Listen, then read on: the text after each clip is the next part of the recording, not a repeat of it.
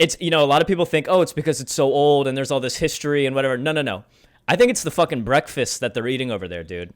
I think English breakfasts are fully responsible for the large number of ghosts that are in the UK. I think anybody who eats beans and blood pudding before 8 a.m. in the morning is inviting ghosts into their body. Every time somebody eats baked beans at 7 o'clock in the morning, that's essentially a seance.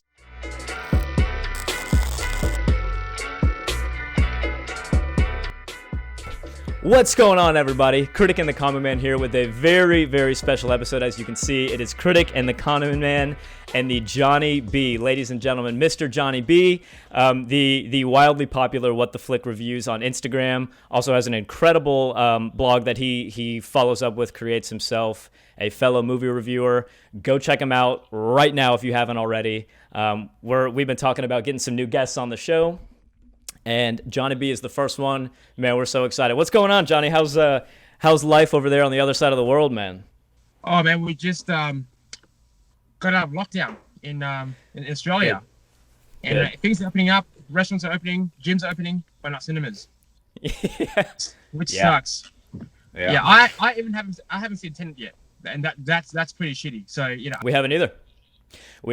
So Chris is in California, so he's on the West Coast, and then I'm in Orlando, Florida. So we're all over the world right now, man. Yeah. But the theaters in Orlando are pretty well open. They've been open for a good bit. Unfortunately, man, it's hard to get there. The movies it's weird, and Chris has been struggling in California with the theaters being closed too. So we have not seen Tenet either. All right, no, we're in the same boat. That's a good thing. Yeah, that's it. Yep. So. If you guys couldn't tell by the thumbnail, we are going to be reviewing, technically it's still Halloween for Chris and I. John is from the future. He's about 15 hours ahead, so he's already on the next day. We're going to be reviewing the movie that just dropped on Netflix, His House. As always, with every Critic and the Common Man review, this is going to be a full review, so full spoiler warning right now. If you haven't seen His House, click off of this, go check it out. I would highly recommend it. Come on back and hear what we have to say. So that's it, man. Johnny, what'd you think, dude? So we had kind of touched base with this. We were gonna do this movie, give it a view. What'd you think, man? Love it, hate it, initial reactions? Look, right off the bat, I thought this is one of the best movies of 2020.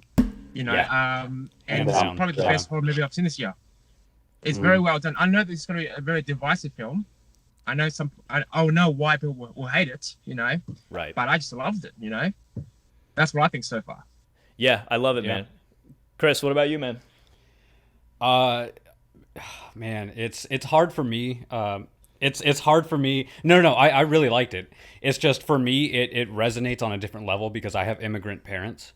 And so this sort of movie where, you're literally seeing firsthand experiences, obviously there's like the spooky aspect of it, that's not really a thing.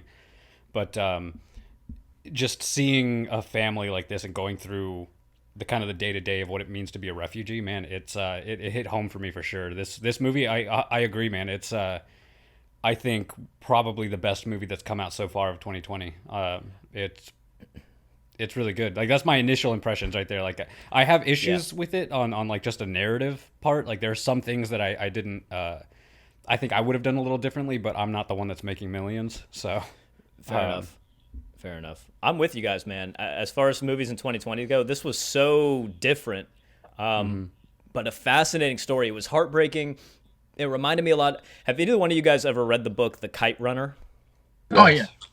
It kind of gave me Kite Runner vibes, and it was super sad, but it was also it was a hell of a take on immigration and what that looks like, and it was an interesting way to spin that into kind of a horror thriller movie. I wasn't really expecting that, and I didn't know how scary it was going to be.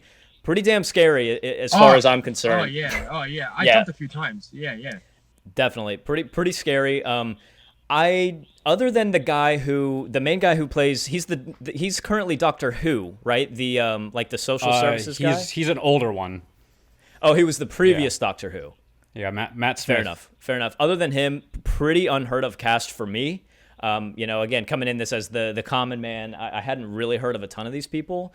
The acting across the board to me was phenomenal. I was really pleasantly surprised about this one.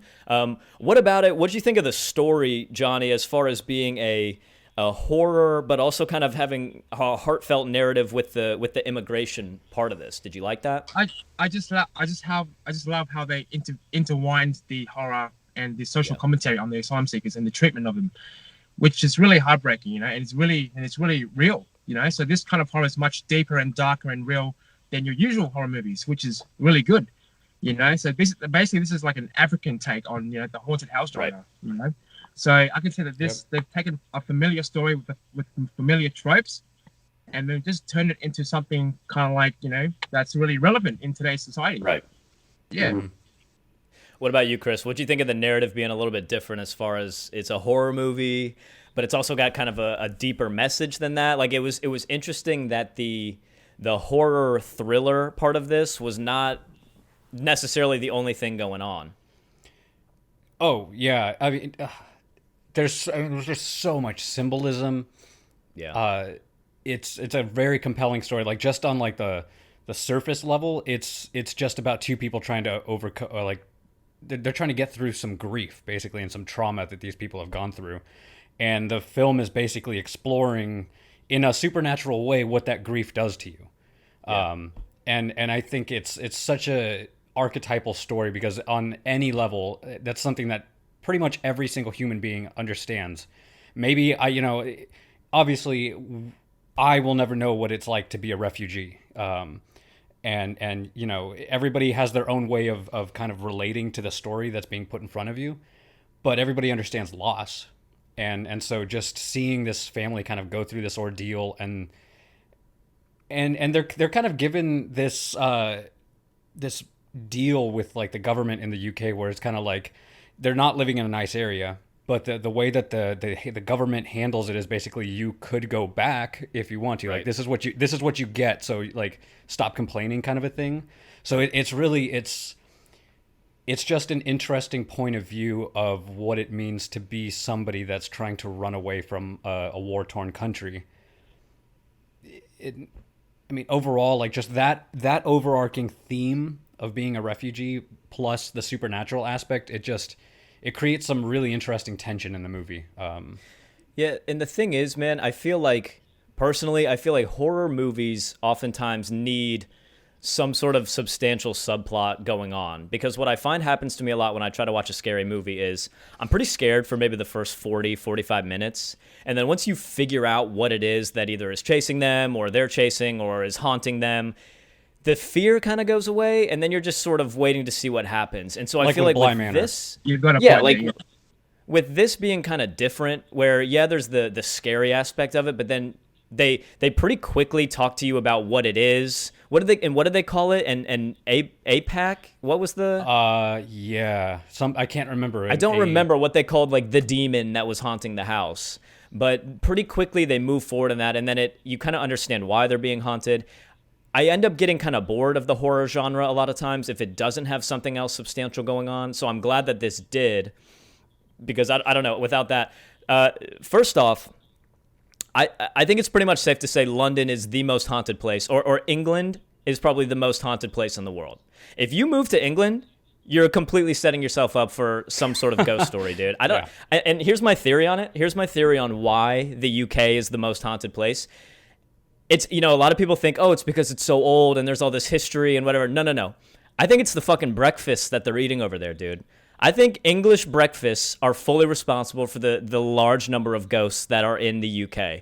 I think anybody who eats beans and blood pudding before 8 a.m. in the morning is inviting ghosts into their body. Every time somebody eats baked beans at 7 o'clock in the morning, that's essentially a seance, dude.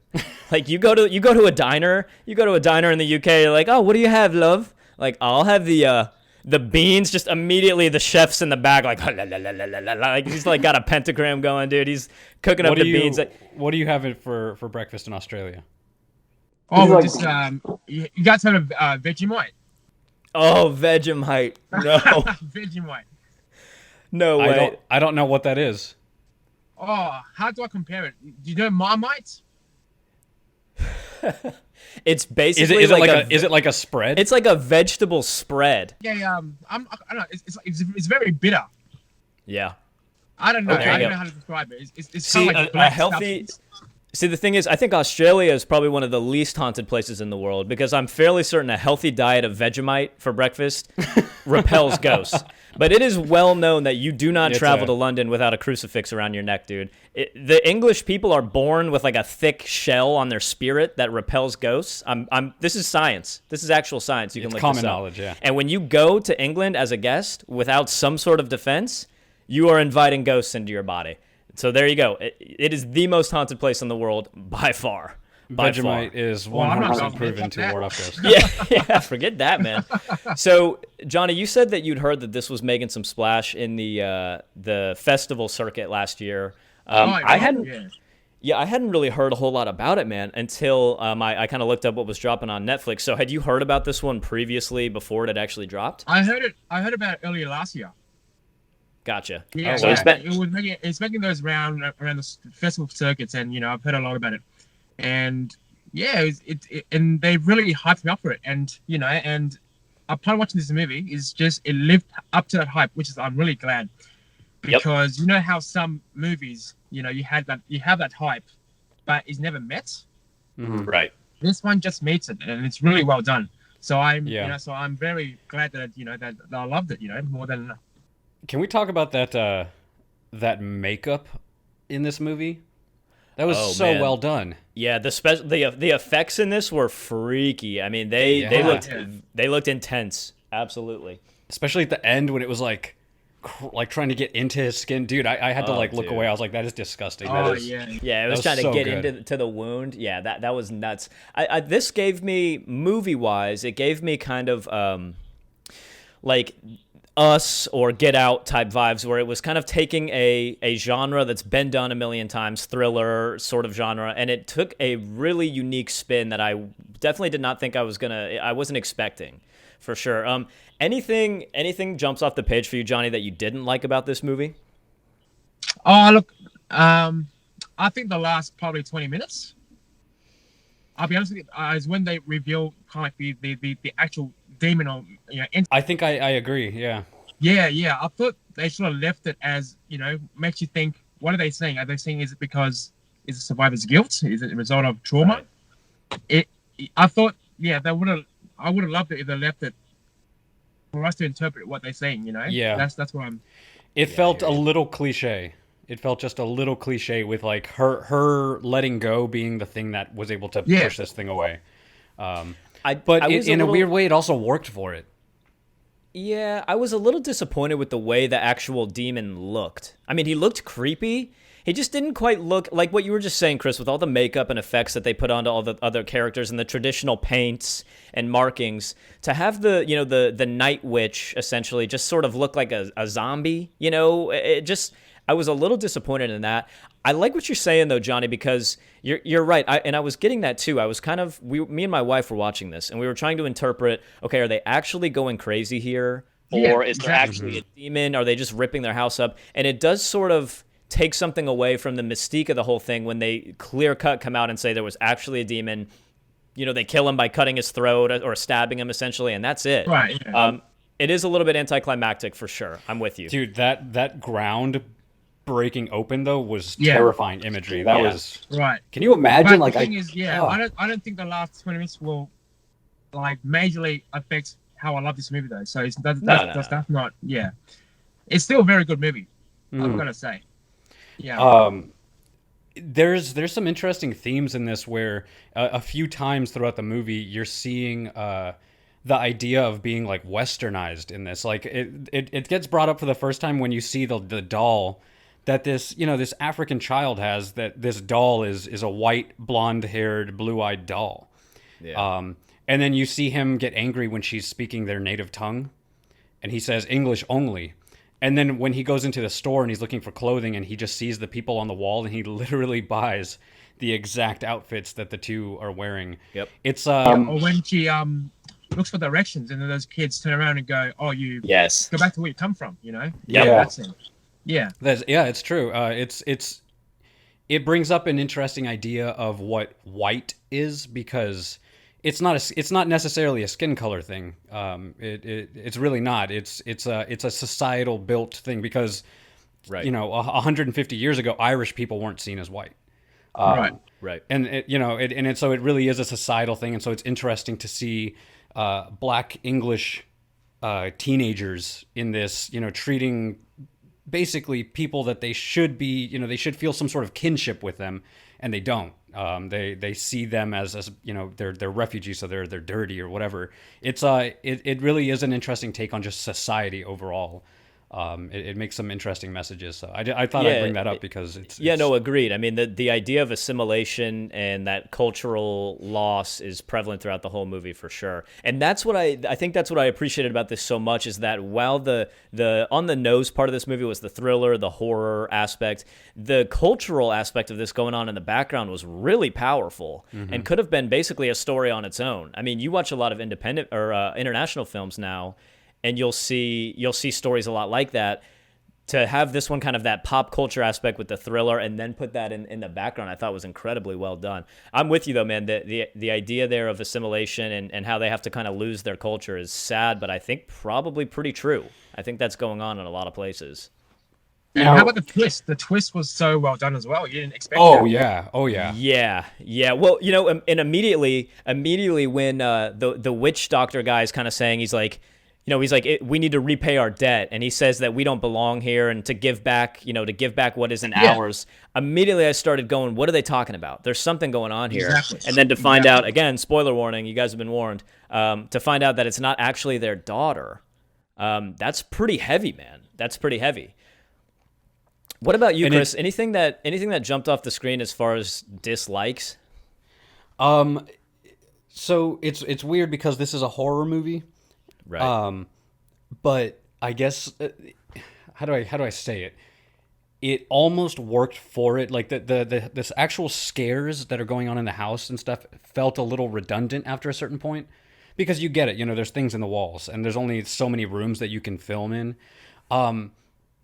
But it almost worked for it because it's like the monsters and the scares and stuff. It really isn't what the movie was about. They weren't trying to scare you. This was a horror movie that was literally trying to portray human emotion through these characters, and the horror and the stuff that's going on, the supernatural stuff, is just like symbolism for their own, like what Johnny said, like the survivor's guilt kind of a thing. Yeah. And so there's just a lot of metaphors in like the way the story was told, and so even though some of the scares weren't 100% there halfway through the movie, and the ending wasn't 100% like the most terrifying thing ever, it still is disturbing on like a underlying level, because we understand as humans, the sort of trauma that this kind of brings up. And so I think there's just something there. So I guess to answer that, what I'm saying is that like it wasn't the scariest movie I've ever seen. No. But there was something weird about it, something off-putting about the creatures and the stuff that's going on that just I think it really worked for it, and it was unique. Yeah, and I don't even know if this is necessarily trying to be a horror movie. Like, I would almost consider this more of a thriller than anything else, because you're right, there's a few jump scares for sure, but you pretty quickly figure out what's going on and why they're there and that they're trying to work against it, and it becomes a little more psychological. I thought, and here's just a heads up, Johnny, you don't have to agree with this at all, because Chris and I butt heads all the time about this kind of stuff, but I thought secretly, for a split second, you're like, whatever you're about to say, I hate it. For a split second, I thought about saying that this movie was going a little bit too slow for me. For a second. And I don't know, it's like there was enough there to keep me going, and I definitely never lost interest, but I felt like the pace slowed down a little bit, kind of in the middle there, but then again, I don't know. I don't know if I want to put that out there as even saying I thought it was slow. I didn't think it was slow. I just thought maybe I was looking for a little bit more substantial things to happen. And I think that goes back to what you were saying, Chris, where there's only so much space in that little apartment and they're only kind of doing the same thing.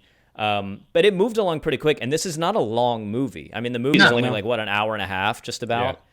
Yeah, for a 90-minute movie, it's a really good duration, So Agreed. Overstaying is welcome. So I thought the pace and it was very taut and engaging as well, which is really good for most of the film, though, which is really good. Engaging, I for agree. Sure. Engaging for sure. I think that I can see why you would think it's a little slow, but I think that where it was slow, it was because it was delving into the story of the husband and the wife there. I think so.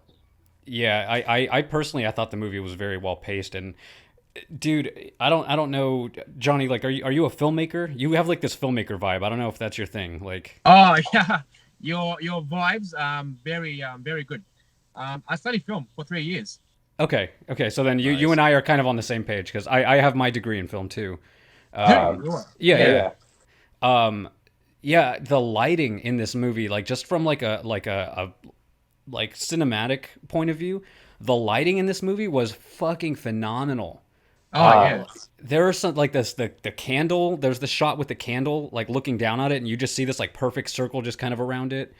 Yeah. The darkness, like they were using contrast and stuff so well in this. Yeah, and there was that scene at the dinner table where he was eating the food, and then And it's just him by himself. that, Yeah, that man. was amazing. Yeah, Yeah. And Oh, it's when funny it because zoomed out, when it Yeah. zoomed out on the like the, Zoomed just the out and crumbled wall. Yeah, that was Yeah. insane. Yeah, That and was it insane. makes you wonder, like, it because there's so many movies that do this nowadays. It makes you wonder, like, was this all in his head? Like, did he lose his wife on the way there too? yeah, It- Well, it see, just- but see, you're right though, because you make a great point, Johnny, about them giving you the demon at the end and killing it. It takes that mystery away a little bit, and I Yeah. do think it probably could have had a little bit more. It would have been a little more of a conversation piece had they left that out. So I definitely Definitely feel feel like like there's there's an argument to be made. If you guys are watching this one on YouTube, let us know in the comment section down below what you think about them actually revealing the demon. If you think that was necessary, or if you would have rather have not seen that, it would have led it kind of more of a Shutter Island, a little more open ended feel to it. So I do feel like that's a good point for sure. That definitely changed the movie. Another issue I had with the film. I'm nitpicking now, right? Is No, hey, we do it too. the casting of Matt Smith. He brings absolutely nothing to the story. Yeah, They could have casted someone just else. the name. and- It's just yeah. the name. And now someone's gonna watch and go, "Oh, that's Doctor Who," and that's gonna take away from the story as well. So I agree Yeah. with that. Yep, Although agree with that. I And don't remember him talking like that. Like I don't know what kind of accent that is, if that's Cockney or what it is, but yeah, I don't remember him talking like that as the Doctor. So I don't know Oh, if that's right. his real voice or if that was him acting. Like, he's a phenomenal actor, but you're right. It really is just the name. They could have hired anybody to play his role exactly. that yeah. could have done it just as Yeah. well. I would prefer Um, like an entirely unknown cast, which is would have. Danny has the same issue with movies. Dude, we talk about that so much. It seems like to go off on a little bit of a rant here. It seems like a lot of films are just casting people that they think are going to give the best return on that investment, and they're going to say, Oh, let's yeah. let's put Brad Pitt as the dude in Inglourious Bastards, even though he's got an awful accent, whatever. It's just I enjoy movies having casts for people that are just the best at doing the role, whoever that is. Exactly. Yeah. Everybody in this, and I agree. I think Matt Smith, that being the ex Doctor Who, I agree that Matt Smith did not need to be Matt Smith. That could have been anybody who was a confident actor or actress. Not that he was bad. It's just No, there but was no point. but it was just simple acting. I don't think he brought anything. Exactly. Matt Smith's acting ability didn't add anything to this story that anybody who any film any young actor or whoever couldn't have done. I agree with that. It does make it a little weird to throw Doctor Who in there. Yeah. But as a debut film, it's very freaking impressive. Yeah. Yeah. So this was done. This one's kind of different too because the production companies. It was Regency, but then it was also like I the saw that. BBC film production had something to do with this. They got involved there. I don't know exactly how that works. It was BBC probably Films. Regency probably picked it up for like distribution because they like Johnny was saying, it was probably shown at a film festival, which some famous producer probably saw the potential, and so Regency probably picked it up, Yeah.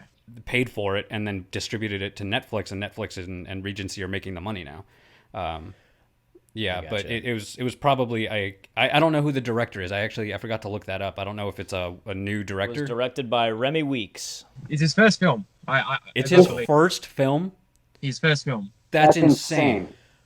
Yeah, and that's a knockout. I can tell you at the time that I watched this, it had already broken into the Netflix top 10 in its genre. So this is going to Gonna go go through through yeah, this is going to go through the roof, and I think rightfully so. This is different.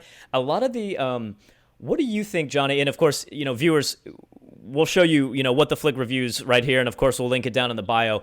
Go check out Johnny's page on Instagram, and then it'll link to his blog as well, where he does all of his reviews. But to see kind of some of his insight. But what do you think overall for the viewers or listeners who haven't seen your page of some of the Netflix films that have been coming out lately, such as Project Power, The Old Guard, these original films that we're seeing. Yeah. Do you love them? Do you hate them? And then what do you think of this kind of being now a new Netflix thing? I reckon this year Netflix has got a big advantage because of the COVID-19 and how movies are all delayed. Yeah. So they gave the upper hand of the movie kind of like industry this year. But in terms of releases this year, it's been pretty fucking impressive in terms of their their content that they're bringing out. Yeah. Devil All the Time was fantastic. Yeah. Chicago 7, that was fantastic as well. Yep. Oscar-worthy movies right there. Yeah. Yeah, that's true. And I think if I remember correctly, you gave Devil All the Time, was it 4 out of 5 stars?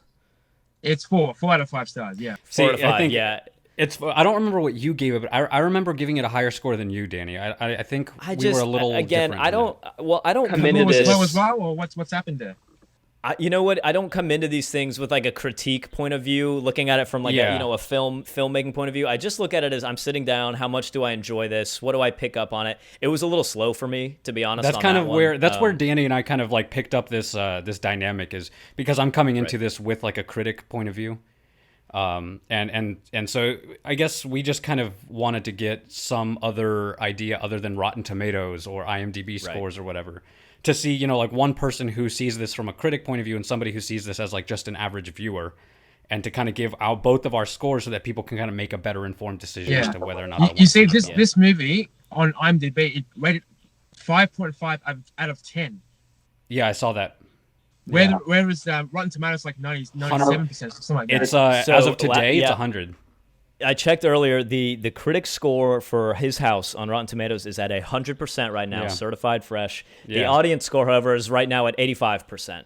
So the audience score a little bit lower. The critics are loving this thing. Which actually, Johnny, I kind of want to ask you. I want to get your point of view on that. What do you like? Where do you think the difference comes from? Because I have my ideas, but like obviously critics are viewing this as a different sort of thing. Like, where do you think that difference comes from, where like a viewer is saying 8.5, but a critic is saying 100%? This is a 10 out of 10.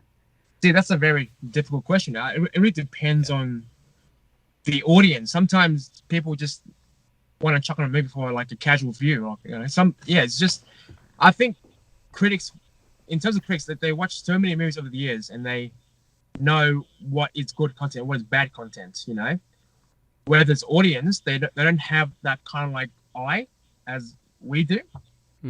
So I think that's where the difference comes in.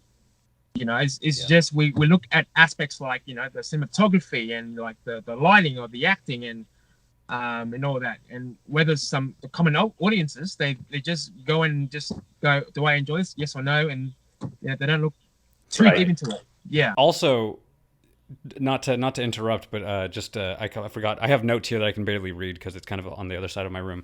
But the sound design in this movie was really, really good too. Like just the sound of like the forks on the plates, and then like you'll just hear this like subconscious like tension growing in the background. This like slightly growing sound. It's and then the chanting there, like the traditional singing was absolutely beautiful. It's this whole movie. This movie, just every aspect of this movie was just so well done. It's kind of phenomenal. The first scene where he encounters these spirits, that's like a masterstroke of how a well done, genuinely scary moment is done. So it's really well done. The wallpaper peeling off the wall, I think for me was the scariest part for me. That was freaky. That was just like, it peeled perfectly, and to just have that hole behind it. To me, something about, I don't know what it is, but something about seeing all those holes in the wall and all the little faces peeking out at him at that one point. Where there was like 4 or 5. Yeah, like peeking through that. Oh, that freaked me out, man. I don't know. That freaked me out. So let's rate this thing. So Johnny, we generally do a scale of 1 to 10 review, and you can do half, so you can give us 7.5, 8, 8.59, and that's it. So on this one, on His House, a 1 means that there is no thought involved.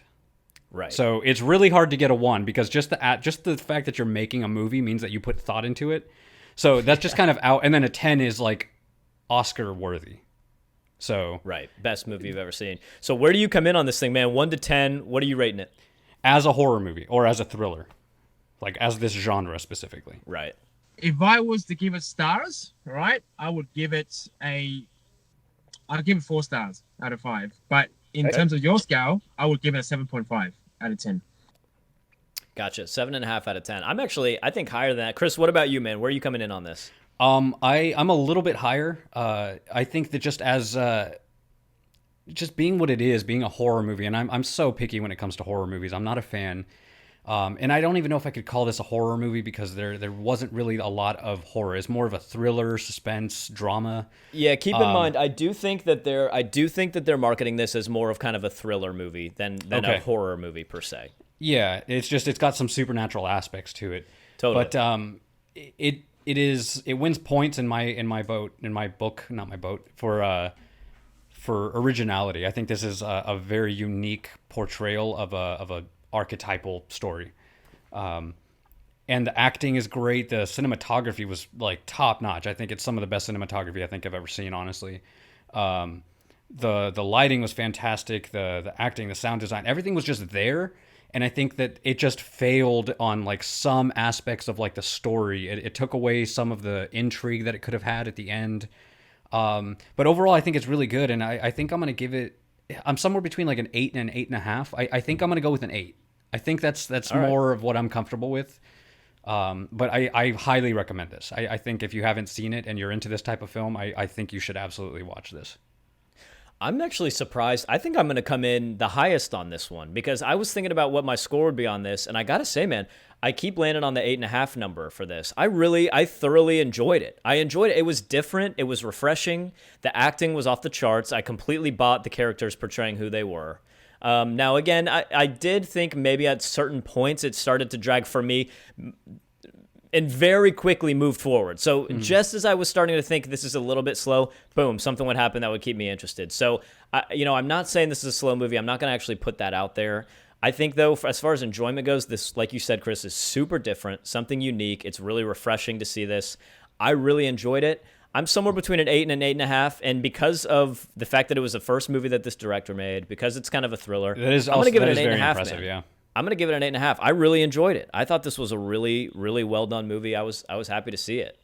So anything else, you guys? We're going to jump into a current event here and talk about it with our guests from down under, just to get a perspective. But anything else, Johnny, Chris? You guys got anything else you want to say, good or bad, about his house? No, the atmosphere was amazing as well. From the first shot, you can feel the dread. Yeah. All the way through. It's consistent. The whole feeling of dread. I've never felt like this since Hereditary, the movie. So it's just amazing. That last shot that last shot where you just see them framed in the doorway leaves you with so many emotions. Oh man, yeah, that almost drew a tear from me. Dude, I see all the other immigrants. Yeah, I was totally crying. Like I'm not gonna sugarcoat that. I was in tears. But that last shot was really good. I think that last shot kind of symbolizes a lot of what the film has to portray. And keep an eye on Remy Weeks, man, because this had kind of a what is it, Jordan Peele? Who's the guy that does Get Out and this had a Jordan Peele vibe to me. It was different. The acting was off the charts. The casting was kind of unknown. Keep an eye on Remy Weeks, man. But that's it. So an 8 from the critic, an 8.5 from myself, and a 7.5 from Mr. What the Flick Reviews. So a little harsh from him there, but I like that we're all kind of on the same page. Let us know what you guys think about this movie in the comments down below. Drop a thumbs up. Of course, we got to plug Johnny here with What the Flick. Before we go into our current event, we'll link in the bio, and you'll be seeing his Instagram tag right here. So go and check him out. But that's it, you guys. Thumbs up, thumbs down if you hated it. Fair is fair. Let us know what you thought. Let's jump into a current review, guys. So a current event. So this is not actually our event, but just some news. If you guys follow Johnny, he's already posted about it. So Sir Sean Connery, unfortunately, has passed away at the age of 90. Very long life. It's sad to see him go. Kind of a movie legend. You guys got any thoughts on that at all? Yeah. I mean, we're all going to remember him for his, James Bond. Personally, I remember him from playing Harrison Ford's dad in Indiana Jones. But he's one of those like male sex symbols that I think is just Male I think sex symbols. Yeah, I mean, like he was just considered like such He was a like Henry macho. Cavill back in the days. Yeah, basically. Yeah, basically. He was Yeah. just people just saw him as like the epitome of like male, especially like his Scottish accent and everything, and then playing James Bond. There was just this like aura around him, and I think it's going to be very missed. He was one of a kind, I think so. Yeah, no, he was an amazing actor, legendary. I'll always remember for him in The Untouchables. That's my favorite role. Yeah. Yeah. I I like like the that. Untouchables. And he's left a legacy. Mm-hmm. Oh, for sure. Look, He looked like he was still so healthy. Is the thing like, it's crazy. Like At because like 90, some man, 90-year-olds, you look at them and you're like, damn, you are 90. But like some some people, you look at them and they still look youthful. He still had energy to him, so it was just yeah. But 90 years old, man, that's a long life. There you go. 3 Golden Globes, 2 BAFTA awards, and a Henrietta Award. Played James Bond originally 58 years ago. So quite the legacy from Sir Sean Connery. He's a legend for sure. Let's jump into our current event for today, guys. So, Johnny B, I don't know how much of a Star Wars fan or buff you are, but Chris is pretty kind of my go-to Star Wars encyclopedia over there. So Disney Plus has released that they will be doing a Rogue One prequel series. So they will be doing a TV series on Disney Plus. It'll be around the Rogue One time, and not only that, Jyn Erso, Felicity Jones, who plays Jyn Erso, has basically teased at the fact that she will be coming back. Apparently her contract is not up, and she's still very much hinting at the fact that you may see Jyn Erso again. Johnny, what do you feel, or how do you feel about another series coming out? Do you think they should have just made it another movie? Initial reactions to a Rogue One prequel and a potential Jyn Erso resurrection. I'm with I love Star Wars. Yeah. Gotta say, I fucking love Star Wars. Yeah. But I didn't like Rogue One. Really interesting. Really. I wasn't a huge fan of it, and I loved the other ones like Solo. And I just wasn't a big fan of Rogue One, so I don't know about this. I have mixed feelings. I'll be intrigued to see what they do with it, but it wasn't the Rogue One was not. It wasn't interesting enough for me to want to warrant or want to see like a prequel or a TV series. But no, I'll totally still watch it though. But my feelings are really mixed towards this. So yeah.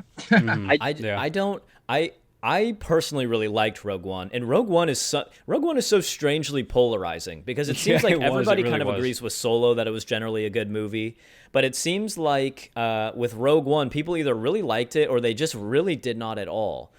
Fortunately, I happen to really like it, but what I'll say is I'm not upset about them coming back with any sort of a Rogue One content. I don't like that it's going to be a TV series, man. I wish that they would just make another movie. I don't really love... I mean, The Mandalorian is great, so maybe I'll be pleasantly surprised.